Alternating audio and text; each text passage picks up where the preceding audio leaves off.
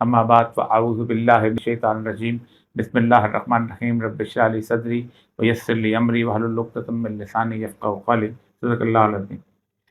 हज़रात गिरामी, आज एक ऐसा मौजू है कि जो वैसे तो बहुत पुराना है, लेकिन कुछ 4-5 दिन से दोबारा ज़िंदा हुआ है।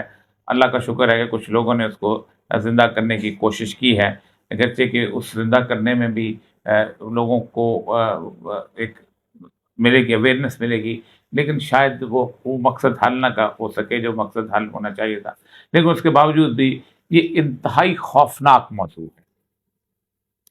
22 करोड़ अवाम को शायद इस बात का बिल्कुल अंदाज़ा नहीं है कि पाकिस्तान शायद अमेरिका और यूरोप के उन चंद ममालिक में से एक बन चुका है कि जहां वाज़े तौर पर तो नहीं, लेकिन कानून की भूल भलाइयों से 2 मर्द और 2 औरतें आपस में शादी कर सकते हैं और कोई कुछ नहीं कह सकता।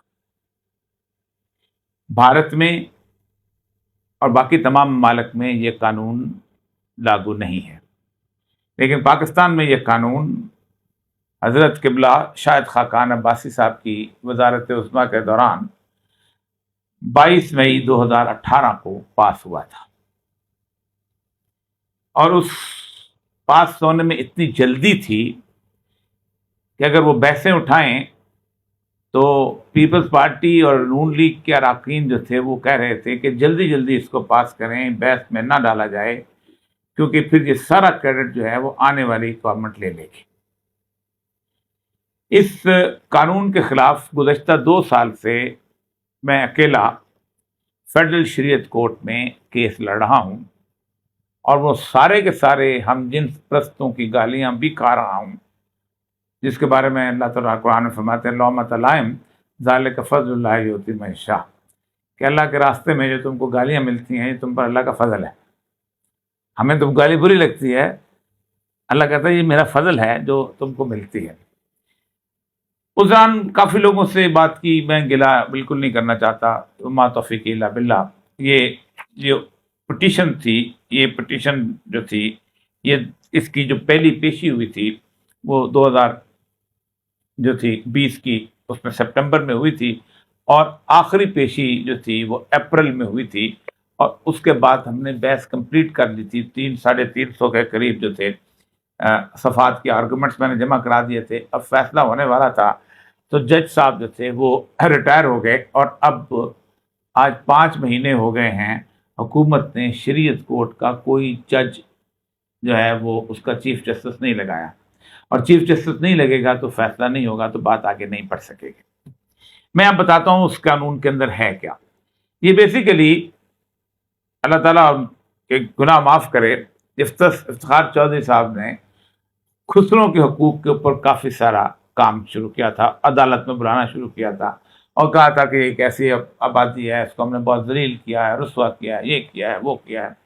और उसके पीछे बुनियादी तौर पर उन्हें शायद समझ नहीं आई थी, पीछे पूरे का पूरा NGOs का एक एजेंडा था, और उस एजेंडे के तहत वो उनको लेके आ रहे थे कि इनके रास्ते में हम कोई तरीक़ाकार करें ताकि आगे बढ़ सकें। उस दौरान बाकायदा ह्यूमन राइट्स में एक सेल कायम हुआ, तो उसमें एक प्रोफेसर थे उसके इस्लामाबाद यूनिवर्सिटी के, उन्होंने हजरत ने अपनी जिन्स तब्दील की और आयशा मलिक के नाम से उन्होंने उसको रजिस्टर कराया अपने आप को, और वहाँ पहुँच गए और वहाँ पर उसमें सेल में रहे।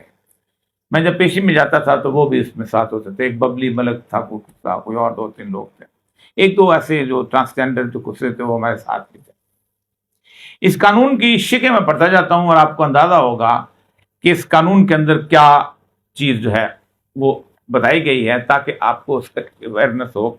इसके ऊपर अमेंडमेंट जो हमने वहाँ सजेस्ट की थी वो सेनेटर मुश्ताक साहब ने उसको वहाँ पर अदालत में अपने असेंबली में टेबल किया है, जबकि हमारा मौक़िफ़ ये था उस वक़्त कि अभी ये शरीयत कोर्ट का अगर फैसला आ जाए तो ये फ़ौरन की फ़ौरन टेबल हो जाएगी। लेकिन होगा क्या, वो वहाँ पर ना नून लीग साथ है, ना पीपल्स पार्टी साथ है, ना कोई और है, PTI तो वहाँ है नहीं, वोट इनको मिलना कोई नहीं। पहले वो कमेटी में चला जाएगा, बिल फिर जाएगा इस्लामी नज़रियाती कौंसिल में, وہ نظریاتی کونسل میں وہ پھر پڑا رہے گا، پھر وہ نظریاتی کونسل اپنی رائے دے گی، ہم پھر دوبارہ ٹرک کی بتی کے پیچھے لگ جائیں، پھر شریعت کورٹ میں جاتے پھریں گے۔